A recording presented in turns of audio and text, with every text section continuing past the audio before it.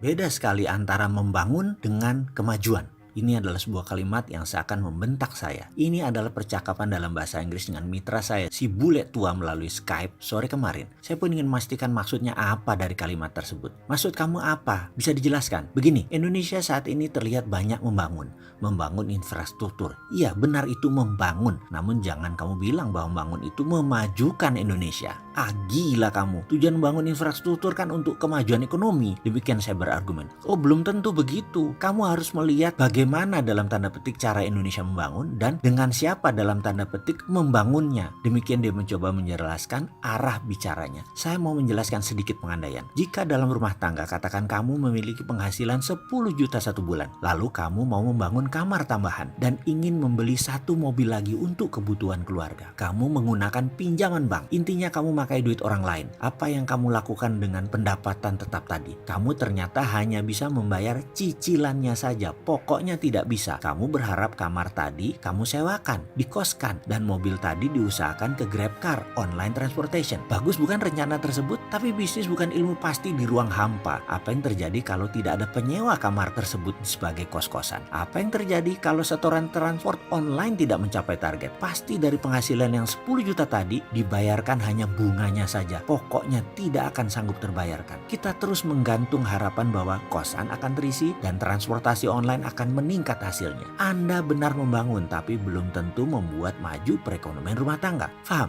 Demikian kalimatnya menekan saya. Mengapa saya merasa tertekan? Karena saya mengharapkan usulan bisnis dan dana budget yang saya ajukan kepadanya diterima olehnya. Dalam kondisi sulit mencari modal di tanah air, maka menggunakan dana pihak luar adalah salah satu solusi yang saya pikirkan. Bayangkan dalam 3 tahun terakhir, angka pertumbuhan kredit turun begitu tajam di Indonesia ini. Membuat sulit bisnis berkembang. Bank biasanya belasan persen per tahun tumbuhnya penyaluran kreditnya. Alias kalau tahun lalu 1 triliun, tahun ini ya 1,15 triliun. Ini pengandaian ya. Namun sejak 2014 tumbuh kredit turun yaitu 11,58%. Lalu di 2015 turun ke 10,44%. Tahun 2016 turun lagi ke 7,87 dan tahun 2017 turun hanya 4,18%. Di sebuah syarat ekonomi ingin tumbuh di atas 7% per tahun ekonomi nasional, maka kredit dikucurkan harus double, minimum 15%. Ini semua terjadi karena dana bank banyak kepake proyek jangka panjang. Jadi kering dana untuk UKM dan sejenisnya. Jadi sarannya bagaimana untuk kemajuan Indonesia? Saya bertanya lagi kepadanya.